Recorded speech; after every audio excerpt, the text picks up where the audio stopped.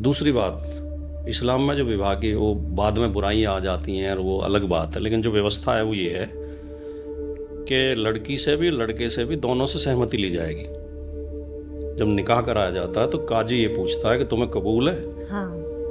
दोनों कह दें कबूल है तो ही निकाह माना जाएगा, वरना निकाह अवैध है। हमारे यहाँ क्या है कि चाहे पैदा होते ही गर्भ में भी रिश्ते तय हो जाते हैं हमारे यहाँ ये भी कि अगर तुम्हारी बेटी हुई और मेरा बेटा हुआ तो दोनों की शादी करेंगे। बहुत ऐसे होते हैं। ठीक।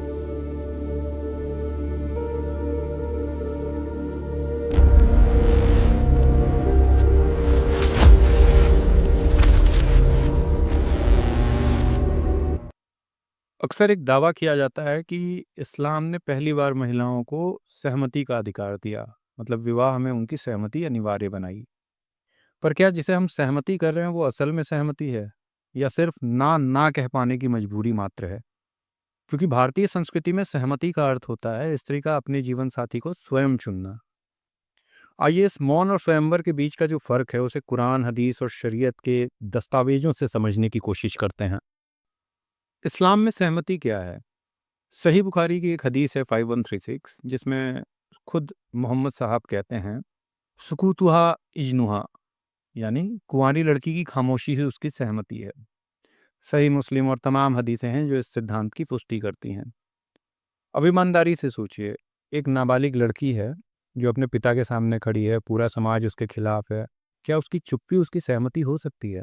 नहीं, ये सहमति नहीं है, ये असहमति के अधिकार को छीन लेना है। इस्लाम में लड़कियों की ज़बरदस्ती शादी कर देना कोई सामाजिक कुप्रथा नहीं है। ये इस्लामी न्याय शास्त्र यानी शरीयत का स्थापित सिद्धांत है। शरीयत में एक शब्द आता है विलायत अल इजबार। इसका अर्थ होता है कि पिता या दादा अपनी नाबालिग बेटी की शादी उसकी इच्छा के विरुद्ध भी कर सकते हैं और ये निकाह पूरी तरीके से जायज़ होगा। ये कोई राय नहीं है, ये कानून है, ये शरीयत का हिस्सा है। इब्न कुदामा अपनी किताब अल मुगनी के वॉल्यूम 9 में लिखते हैं, इस पर सभी विद्वानों का इजमा है कि पिता अपनी नाबालिग कुंवारी बेटी का निकाह उसकी असहमति के बावजूद कर सकता है। इजमा का अर्थ समझने की कोशिश कीजिए। जहाँ इजमा हो वहाँ बहस खत्म हो जाती है, क्योंकि इजमा का मतलब होता है जितने भी इस्लामिक विद्वान हैं, इस्लामिक स्कॉलर हैं, उन सब की आम राय, एक मत सहमति, यानी लड़की की मर्जी मायने नहीं रखती है। अक्सर जब बाल विवाह की बात आती है या बिना सहमति के बच्चियों की शादी की बात आती है तो इस्लामिक विद्वान एक शब्द का प्रयोग करते हैं, खयार अल बुलूग। खयार अल बुलूग इस्लामिक शरिया या इस्लामिक न्याय शास्त्र का वो सिद्धांत है जो कहता है कि अगर बचपन में निकाह हुआ है तो बालिग होने पर लड़की उसे रद्द कर सकती है। सुनने में बहुत अच्छा लगता है, लेकिन हकीकत ये है कि इसके साथ कई सारी शर्तें टर्म्स एंड कंडीशन के रूप में अप्लाई कर दी जाती हैं। इसमें से पहली शर्त ये होती है कि अगर पिता या दादा ने शादी कराई है तो उसे रद्द करना लगभग नामुमकिन है। चाचा ने, फूफा ने, किसी और रिश्तेदार ने कराई है तो उस कंडीशन में ये मान्य हो गया। दूसरी शर्त समय सीमा की है। लड़की को 15 साल पूरा होने के बाद और 18 साल से पहले इस विवाह का विरोध करना है। अगर 18 साल के बाद उसने इसका विरोध किया तो ये अधिकार खत्म माना जाएगा। मतलब आप समझिए कि आमतौर पे जो निकाह होता है बच्चियों का इस्लाम में, वो 9 साल से 15 साल के बीच में होता है। तो लड़की को 15 साल पूरा होने के बाद और 18 साल से पहले इसका विरोध करना है। ये लगभग नामुमकिन सी शर्त है।